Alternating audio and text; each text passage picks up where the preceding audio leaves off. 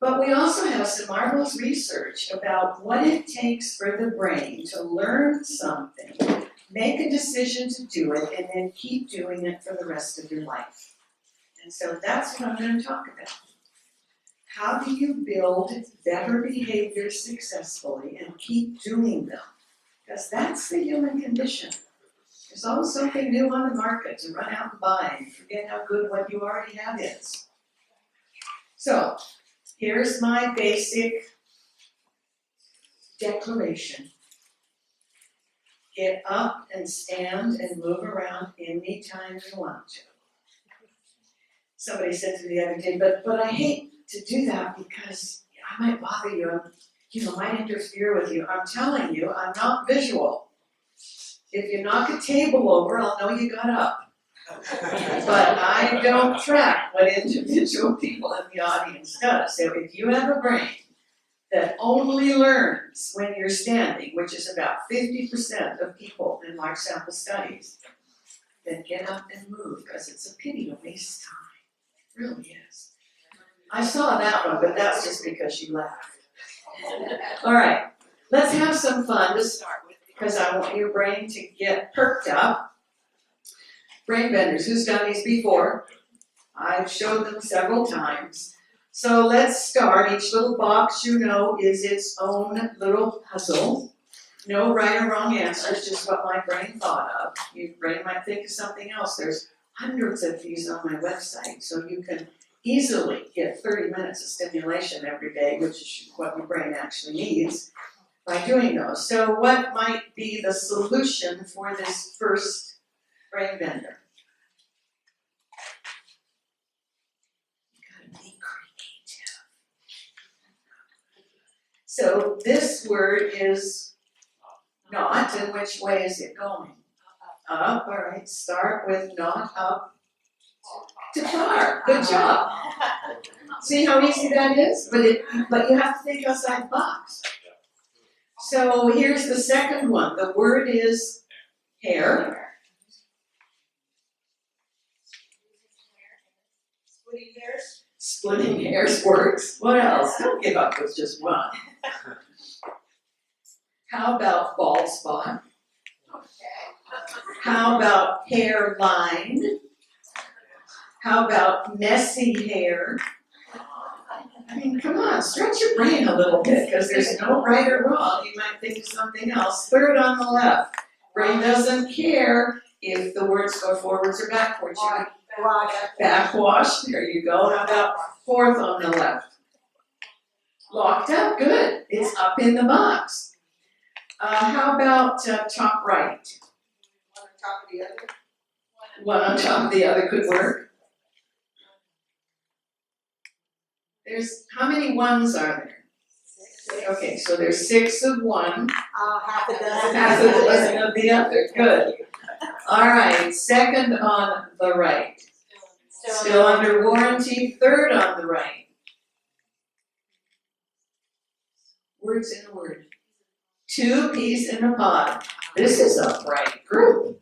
And the last one. Tiptoe, good. All right, see how they work? And they force your brain to be creative, to think outside the box. And that can be really helpful.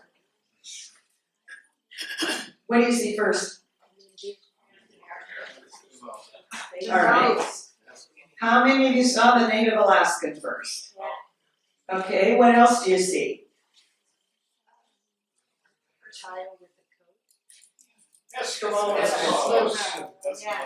Oh, yeah. All right, so many people will see the outline of the Native American profile, but then you'll also see, there's the hood on the parka looking into a cave or something like that. Now, I want to turn this around and see what you see first the next time, because if you're right-eyed, you would tend to look at the left side of the page, so you would have seen the profile first. But if you're left-eyed, you look to the right side first. So does it make a difference what you see first? And these are little brain function things that are just kind of fun for me. Because if you're looking at a book and they've got all the illustrations on one side, for example, then you're gonna miss something. Because unless you're right-eyed, you won't be looking at the illustrations. We see that with maps. There's some maps that will have the actual drawing and then the instructions. And truly, some people look at that and only see the instructions. And some people look at it and only see the map. So we miss a lot in life. I love this cartoon. My mom says we grow up to be whatever we choose. How come you chose to be angry and out of shape? Which of course doesn't apply to anybody in this room. But that speaks to the fact that who we are is only 30% of our heredity. That's right. 70% of who I am right now and who you are is flat out lifestyle choices. And most people want to have a good life. And they'll do something for a while, as I mentioned, and then it'll just sort of, fall by the wayside. And this is what I want for you, especially when we're talking about new things like H-water. I want you to make good choices, and I want you to keep doing those choices till you draw your last breath. Because all things being equal, you will stay healthier and younger for longer if you incorporate this new information. All right. I don't know what you heard growing up, but most people heard 9 or 10 negative instructions for every positive instruction. You were not told what to do, you were told what not to do. And that is turning out to be absolutely opposite of the way the brain works well. So, there are key steps that your brain needs to go through if you're going to adopt a new behavior and keep doing it for at least 12 weeks till you really build it into place, and then keep doing it for the rest of your life. One of the problems is willpower, and we don't know how to use willpower. And we try to use it in a way it was never designed to be used. So that's one of the things we'll talk about. So everything involves choice. And especially when you're learning to do something new, it takes conscious, mindful awareness. And willpower to keep doing it until you've built it into your brain as a new piece of software. And that takes about 12 weeks. And people want to do it really fast because this is the age of instant, right? 7 minutes and then a commercial. And sometimes the commercials are more fun than the program. That's true. Research says if you can say it and see it, if you can say it and picture it in your mind's eye and working memory, you can do it. And people all over the world are proving that. So here's the 5 steps that research has shown that you need to follow if you want to build a better behavior and successfully keep doing it for the rest of your life. And all of these slides are on my website, so you can go there and just click on them and redo them or print them off. And my website is pretty basic. It is arlenetaylor.org. Just remember, I'm an org. Sometimes people try to find me as a .com or a .net or something else, and they'll call up and they say, "You're not on the internet." And I go, "Really? What were you looking up?" They weren't looking under org. I love acronyms because that will help me remember. So my acronym for this whole process is this: My Snails Race with Vigor. And the crazier the picture that the acronym portrays, the more likely you are to remember it. And the reason I picked this is because when I was a little girl up in Canada, good thing probably I was born in Canada, my furnace died the 23rd of December. And I guess a lot of people's furnaces died in Napa because We couldn't find a contractor. I'm getting a new furnace next Thursday. So I've been reliving my childhood. When I was a little girl, I wanted a pet. I wanted a dog. My dad said, no, we travel too much, can't have a dog. I said, well, what am I gonna do for a pet? We lived on the edge of a big wooded gully. He says, I'll go down in the gully and find something to bring home. Well, the first thing I found was a snail. I named him Creepy. He lived with me for a very long time. I could spend the whole day telling you, trying to find Creepy. He would disappear regularly. So, my snails race with vigor, standing for mindset, self-talk, rehearsal, willpower, vigilance, and together they give you success. And this really works. So, we'll start with mindset. It's a mental aptitude, it's a mental attitude, whatever words you want to use, that predetermines your responses. So if you have a mental attitude that when you're driving and you see a red light, it's already built into you to do what when you see the red light? Stop. If you see a green light, all things being equal, your mental attitude determines that you will not stop unless the traffic is a problem. So it determines your responses.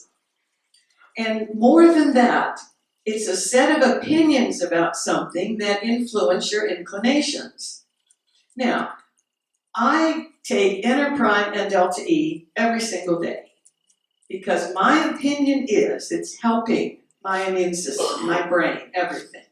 Because of that opinion, it's really easy for me to take it every day. But if I have the opinion that, oh, well, Carrie says it's good, but what does he know? I mean, sure. Dad is here.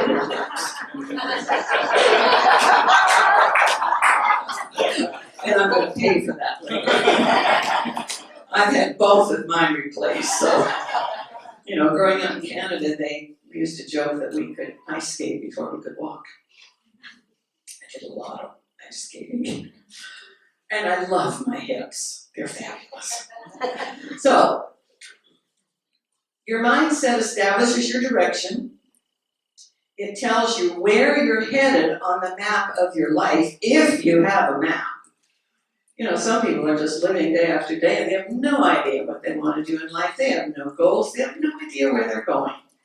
And therefore, you're liable to end up anywhere. And it gets your brain on board because everything starts in your brain. If your brain is not on board, forget it. I like to use the metaphor of the iceberg. Only a little bit of it shows above the water. And that was the problem with some of the ships like Titanic. They saw the little bit above the water and they didn't see the rest. And it can be massive because 80-85% is under the water. So your body is your subconscious mind. And about 8% of your brain tissue plus your body. So there's only a real small amount that comes to conscious awareness. The more you can get to conscious awareness, the better you are, because you can only deal with what you can label and describe, and you have to do that consciously. Your subconscious has this, researchers call it this uncanny sense of whether you're really serious or not. And that's the importance of mindset, because if you say, oh, okay, well, I'll try enterprise, well, I'll try H water, but if I don't feel something right now before the next commercial, I'm done. And if that is your perspective, then very quickly your mind says, I'm not putting any energy behind this. Shoot, it's like everything else. Just give it a few days and they'll forget all about it. And just think of all the energy I will save. If you think you can, or you think you can't, You're right. Either way. So, if you think you can, then your brain will mobilize all its resources to help you. And if it senses that this is just another thing you're going to try, it probably won't work because nothing else worked in the past, and why should I put out the time, energy, and money? It's going to do nothing to help you. Willpower will be snoring. Two kinds of mindsets Carol Dweck talks about, just basically two types of mindset. One is called a fixed mindset, and that sounds like, I am who I am, look at my relatives, look at my ancestors, life is hard and then you die, I'm just not going to mess with this stuff, is what it is. The growth mindset is absolutely, totally different, and it says, hey, I've got a mind, I've got a brain, I can do this, I can learn, I can build the information into knowledge. I can apply it every single day. And it is making a difference in my life. But mindset's really interesting. Most people have theirs set by the age of 4 to 6. So what does that mean? Well, as Carol says, having a growth mindset doesn't force you to do something. It just tells you that you can develop those skills, but it's totally up to you. And so the mindset that says not only you have the information, but you are able to develop it and you are doing it, makes all the difference in the world. Where do you get your mindset from? You get it from what people say to and about you. What did you hear them say about you? You know, well, I got 4 kids and I love them all, but you know, the little one is as dumb as a post. Right. Your brain hears that. Versus, yes, I've got 2 kids and you know, they're both really bright. They learn quickly. I don't know whether they are or not, but if you tell them they are, the brain will respond. Large sample studies in education. Same group of kids. Bring in a new teacher. Tell the teacher that these are gifted children. And they all get really good grades. Bring in another teacher and say, you know, we're giving you this group of kids, but you know, they're all dumb as a post. Do what you can with them. And they fail. Because their mindset said they could or could not do it. And you develop your mindset by watching your parents and your caregivers. Not so much what they say, but how do they live. So if they say exercise is important, and the only exercise they get is pushing themselves away from the table, your brain picks up that, I'm not going to bother with that. Look at them. It doesn't work. This was one example, one study that I thought was just so interesting because the research shows you got your mindset somewhere between age 4 and 6. So all the children were taught to put together a jigsaw puzzle. And they learned to do it very, very quickly because they did it over and over and over again. And then the next day, the teacher said, you have a choice today because the brain loves choices. You have a choice today. You're really good at putting this puzzle together. You can do that again if you want to. Or, I've got another puzzle, but it's harder than this first puzzle. And some of you might want to do that. And almost immediately you could see the children dividing into 2 groups. The ones that already had the fixed mindset chose to do the easy puzzle because they knew it was easy and, hey, they look good, look smart.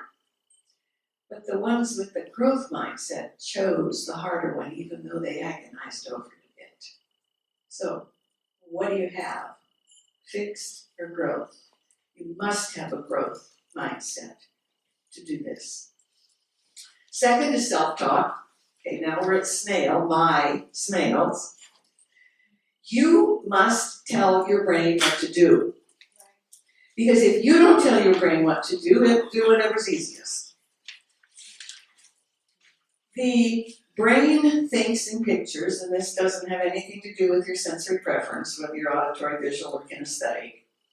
It has to do with, in this third brain layer, the neocortex, right up here near the front, you have what's called working memory, and sometimes we call it your mind's eye.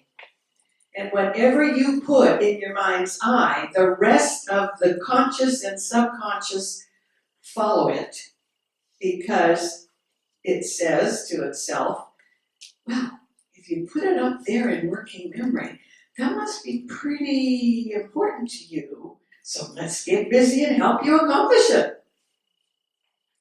But if you're talking to yourself negatively, there's only negative pictures in there. So therefore you accomplish virtually nothing. These two layers, that I pulled the cutaway of the brain apart, so you can see there really are three functional layers. So there's the reptilian layer. Think of that as a frog. That's all reptiles have. No love there whatsoever. It's about eating and staying comfortable and maybe having a little sex once in a while or fertilizing some eggs, but that's it, folks. The middle mammalian layer, also still subconscious, is a step above. All mammals have this part of the brain. And although it's not conscious, guess what? It's the part of the brain that orchestrates the health of your immune system. And I find that fascinating because it's a subconscious part of the brain. So you have to tell your brain what you want it to do up here so that the pictures will funnel down to these two subconscious layers. They can follow the pictures. They just don't use language. But what we've also learned is that there is now a specific way researchers have found, based on brain scans, of how you need to direct your brain what to do. Because most people tell the brain what to do in a way that gives them the opposite results. It comes from the work of Dr. Daniel Wegner, who wrote the book, The White Bear Phenomena, and other interesting pieces about the brain. So he says, if I say to you, don't think about the white bear, what happens in your brain? You have made a picture of a white bear, and that's all you think about. I tried this the other day with a group of university students, freshmen. They wanted me to come and teach them how to talk to themselves. So I gave them this example, and there were some thinkers in that group.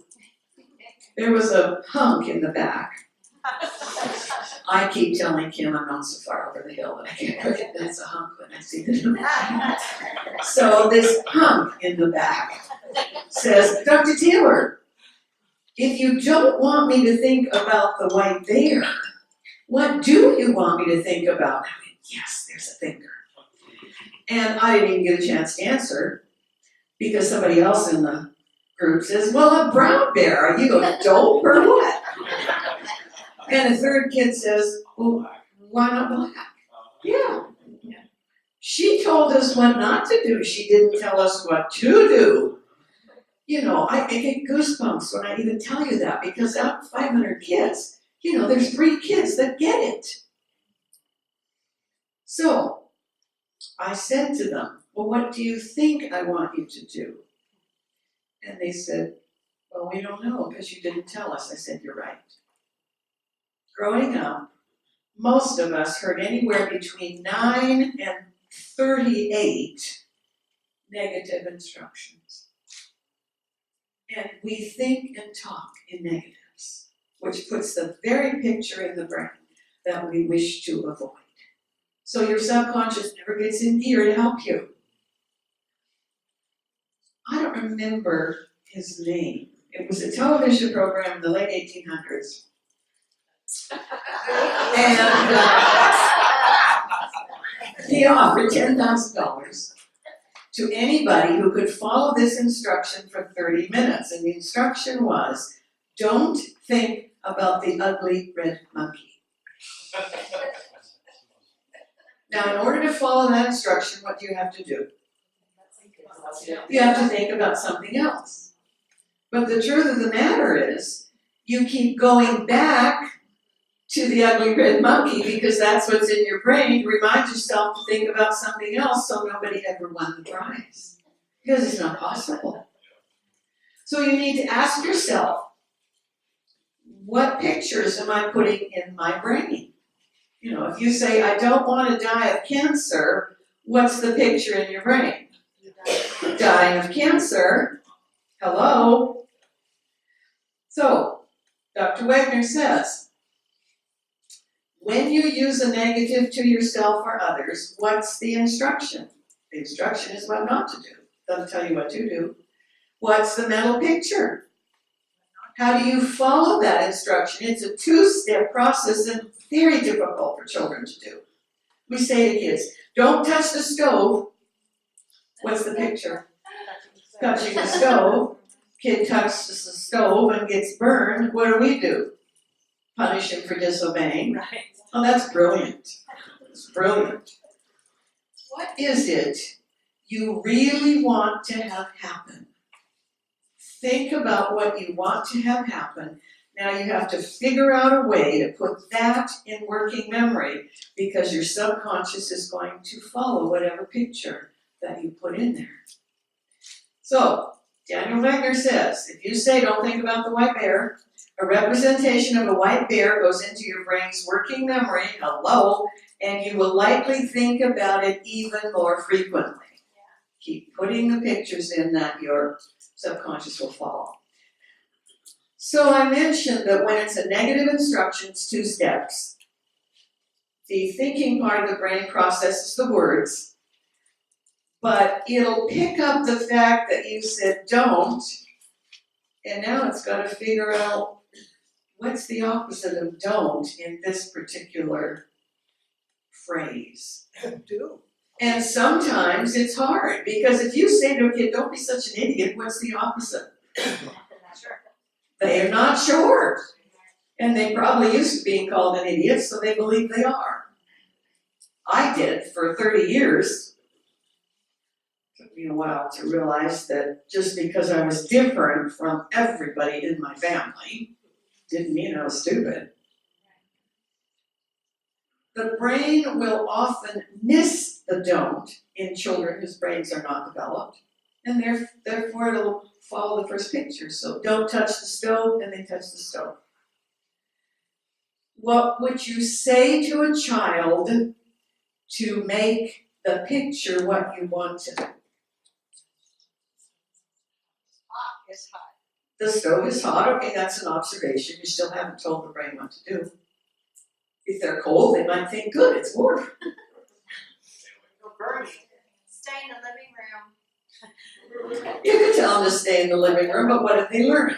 I mean, these are all good suggestions, but I'm going to pick them apart. Stay in the living room is fine, but you gotta stay in the living room till you're 21? I don't want you to get hurt. Okay, I don't want you to get hurt, okay, that's very nice, but how would I get hurt?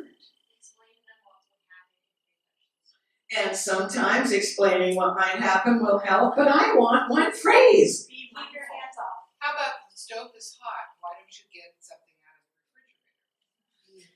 out of the refrigerator? You could. Get in the refrigerator if you've already touched it. It's so easy, but we don't know how to do it because we heard 9 negatives for every positive. And it's so simple. Don't touch the stove. The opposite is keep your hand away from the stove. It's hot, avoid getting burned. We don't even know how to do that as adults. So we have some learning to do. And believe me, you came up with some good suggestions. You know, I did this for 2,000 people over in Fiji. Nobody came up with keep your hand away from the stove. That's what you want them to do. Keep your hand away from the stove. Tell them what you want them to do. Don't give them a lot of rhetoric. And we are not good at that. For the kids and no better for ourselves. If you are using positive words and instructions, it's a one-step process. You know, close your eyes and think. Don't touch the stove. What do you see? There you go. Now say to yourself, keep your hand away from the stove. What's the picture? Hand away.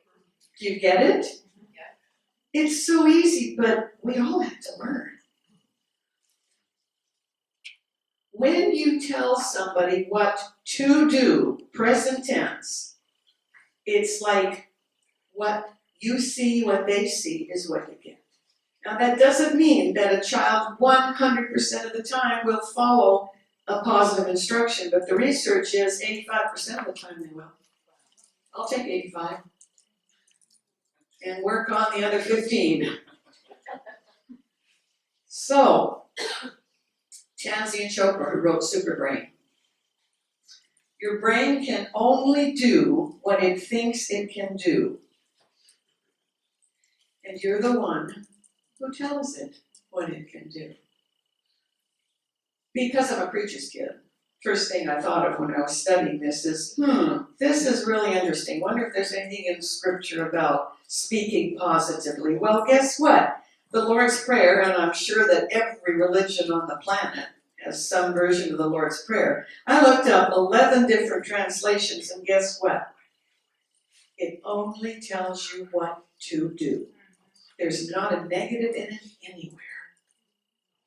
And the Apostle Paul, I grew up on my mother's side, French Catholic. The Apostle Paul has given us some pretty important instruction. Whatever things are, read it with me, true, honest, just, pure, lovely, and of good report, think on these things. The reason, because that tells you what to do, not what not to do. So which word picture of these two is likely to be more effective? Sam, don't yell at the children, or Sam, speak kindly to the children. Can you see the difference in the pictures? And you can just go down and think about anything you want to, and it'll be the same thing. So number one, how are you talking to yourself? Because the research is the way you talk to yourself is the way you will talk to others. So, when I learned this information, I started carrying paper and pen around with me, and every time I made a negative statement, I put one of the little marks on the page. You know how you do that, 1, 2, 3, 4, and dash. Boy, it took me a while before I started getting pretty much only positives, and occasionally I still mess up.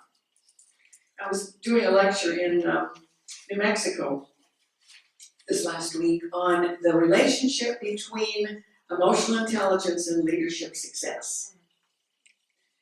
And research suggests that there are 3 key behaviors that represent very low EQ.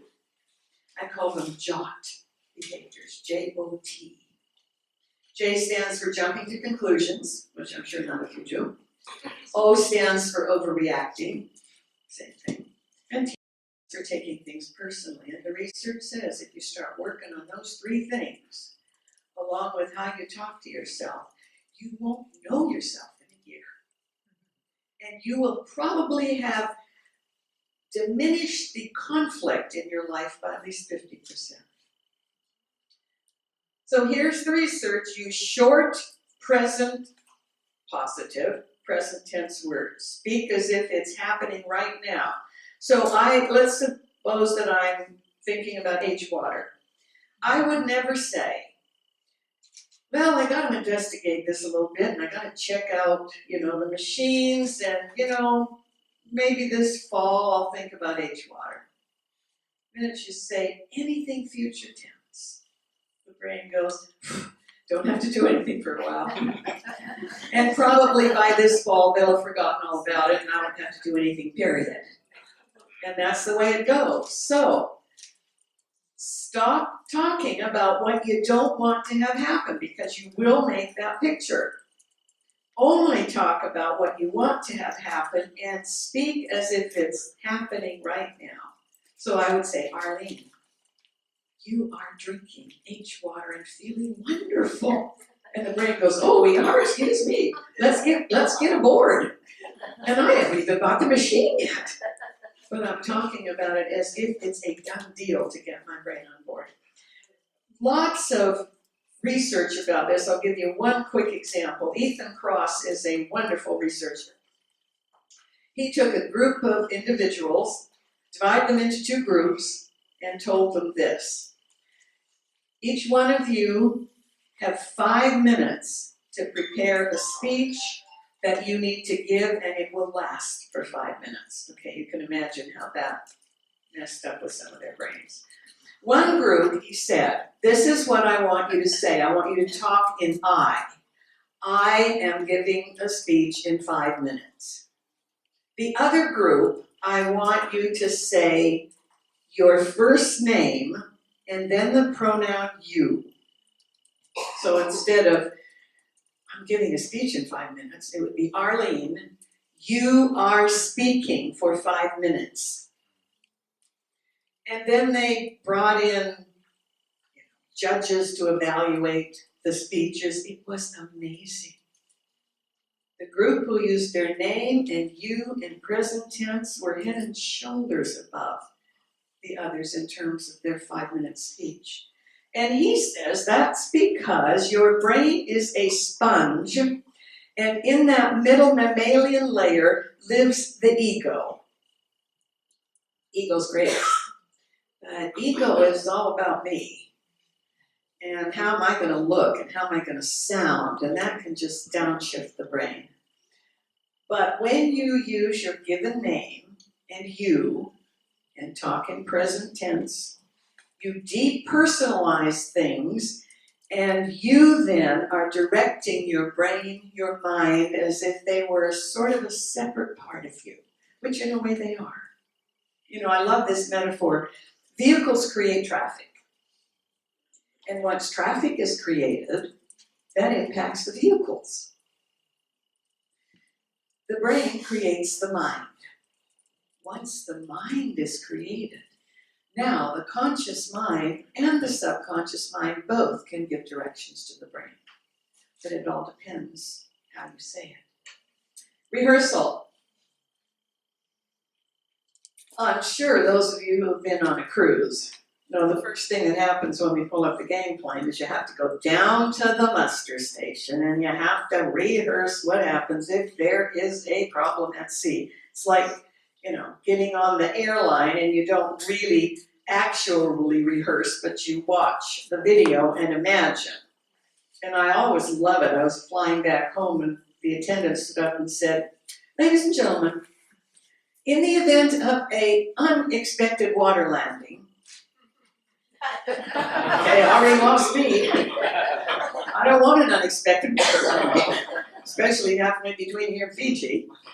Anyway, so the lifeboat drill is actual rehearsal.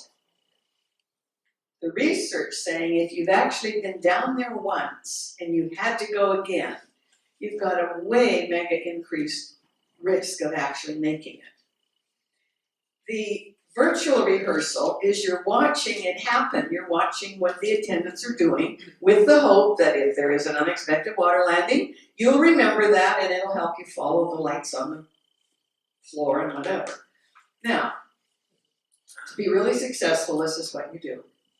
You do actual rehearsal, and then you reinforce it with virtual rehearsal to help speed the learning process. And there's wonderful research about that. Behind your forehead are cells called mirror neurons. So mirror neurons fire, they start working when you watch somebody perform an action. When you watch yourself perform an action, it starts laying down this piece of software. So they took pianists who were pretty equally skilled, gave them each a brand new piece of music, divided them into groups and told one group, I want you to practice this piece of music for 2 hours a day at a piano. Told the other group, I want you to take this piece of music, go anywhere but near a piano. I mean, post it on the refrigerator, I don't care. But for 2 hours, you imagine yourself playing as you look at that music. And then they did brain scans before and after, and guess what? No difference. no difference in the way the brain had reconfigured itself based on this new piece of music, whether you were actually doing it or whether you were virtually rehearsing. So I will actually do something and then I'm driving down the highway to Southern California, and I'm virtually rehearsing in my head. That's how I get most of my presentations done. Right. I mean, I can't just stand there in front of a mirror and keep rehearsing, but I can always do it in my mind. So now you come to step 4, which is willpower. And research shows that the most people on this planet misuse willpower if they even try to use it at all. Willpower provides you energy and perseverance to help you attain a specific goal. It's located in the prefrontal cortex, right behind your forehead, and that isn't even done being developed till mid to late 20s. Some are saying now even 30. So many of us kind of got messed up a little because we made life impactful decisions before that part of the brain was done. Now, willpower is not designed to help you stop a behavior.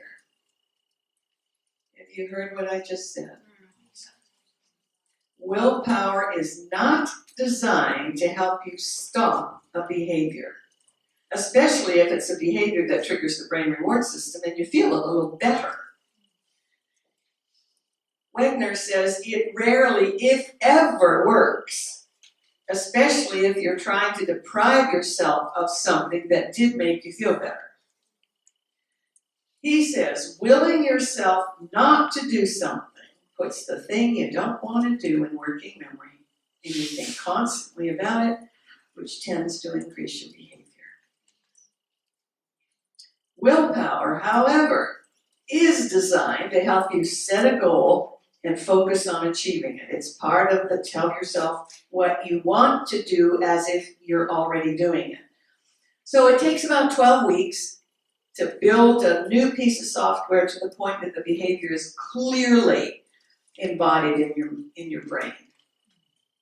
And that's the reason in the Longevity Lifestyle program, it's a 12-week program. Because if you think you're going to do it faster than 12 weeks and you're not committed to at least that, you're never going to build the behavior. If your new behavior was a replacement for an old behavior, it's still a new behavior.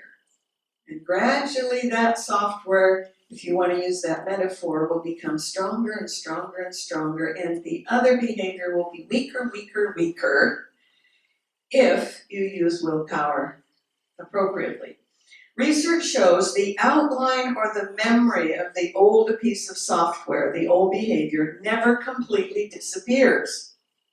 And that's why you continually keep willpower activated, because it can be reactivated at any moment. And the decades I worked with people with addictive behavior, you see it all the time. You know, they come in, one guy came in, he was critically ill with emphysema because he'd smoked 4 packs a day for who knows how long. And he quit. Did great. Lungs started to do better. And then one day, several years later, I look around and I recognize the space. And I said, haven't I seen you before? He goes, yes, I was here a few years ago. I said, well, what happened? Oh, he said, I did so well and I thought I had it nailed. But my daughter got married. And I thought he's going to blame his daughter for relapsing.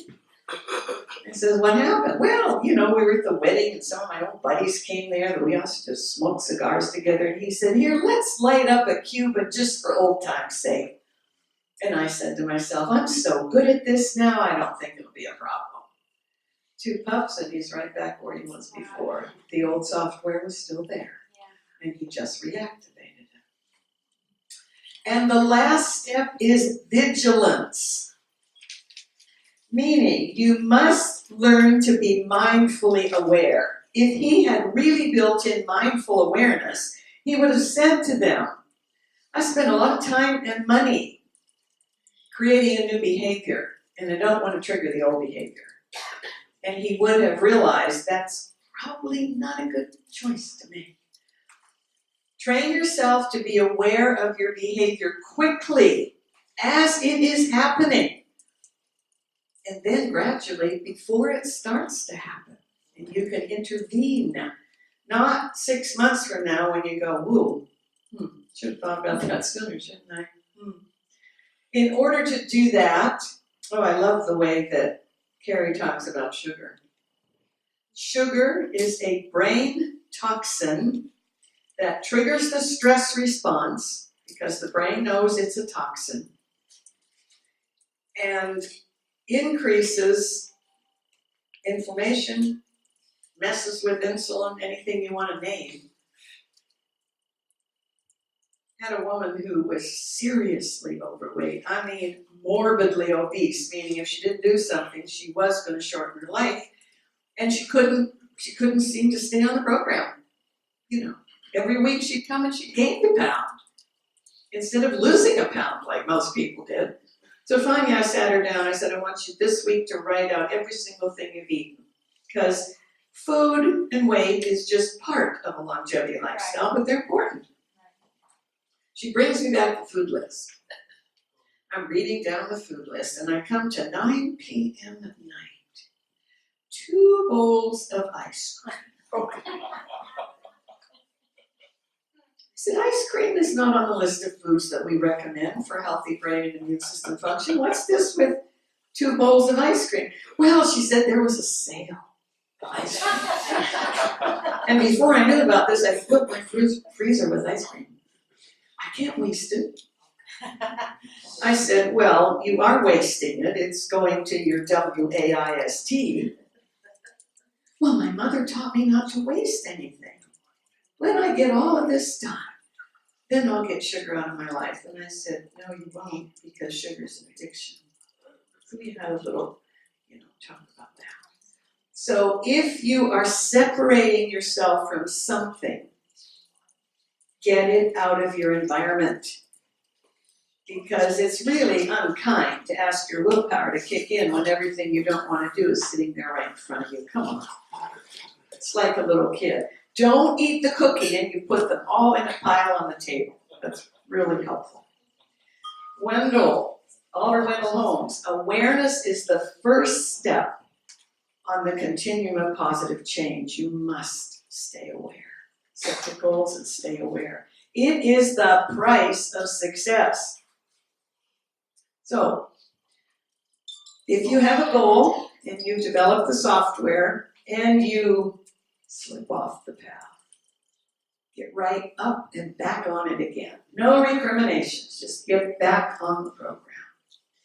Continually affirm and thank your brain for helping you develop and maintain that new behavior. Because your brain is just like a separate part of you in a way, and it loves to be affirmed and thanked.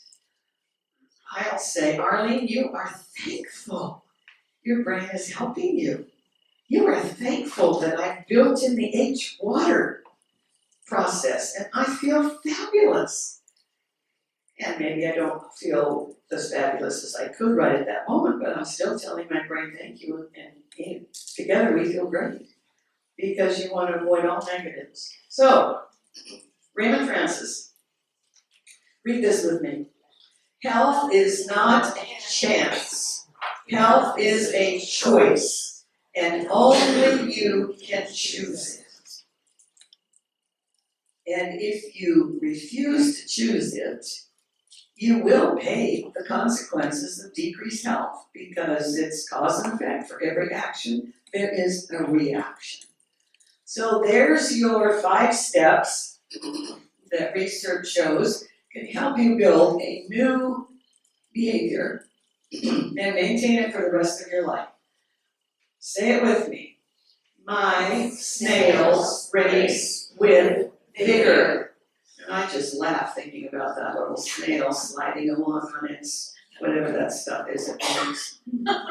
So it stands for step 1. Mindset. Step 2, self-talk. Step 3, rehearsal. Step 4, step 5. And what you get is success. It says lifestyle is worth 70% of how well and how long you live. It's worth it.